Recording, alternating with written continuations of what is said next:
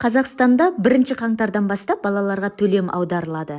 Қаражатты алу үшін не істеу керек?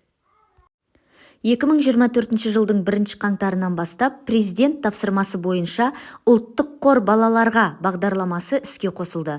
Оның шарты бойынша барлық кәмелетке толмағандар ұлттық қордың инвестициялық кірісінің 50%-ын жыл сайын алатын болады.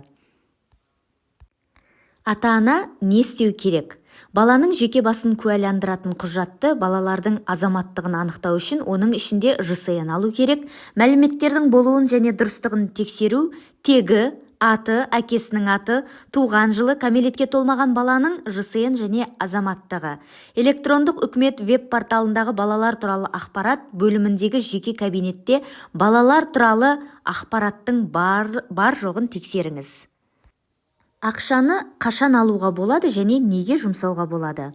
Балалар 18 жасқа толғанға дейін нысаналы талаптар мен инвестициялық табыс мерзімінен бұрын алу құқығынсыз есептелінетін болады. 18 жасқа толғаннан кейін қаражатты 2 мақсатқа пайдалануға болады.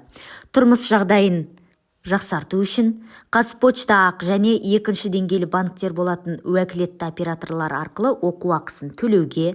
Айта кету керек, аударылғаннан кейін бұл қаражатқа инвестиция тоқтатылады.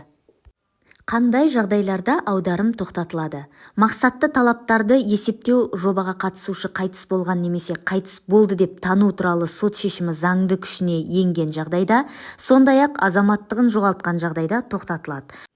Қандай жағдайларда жинақталған қаражатты алу мүмкін болмайды?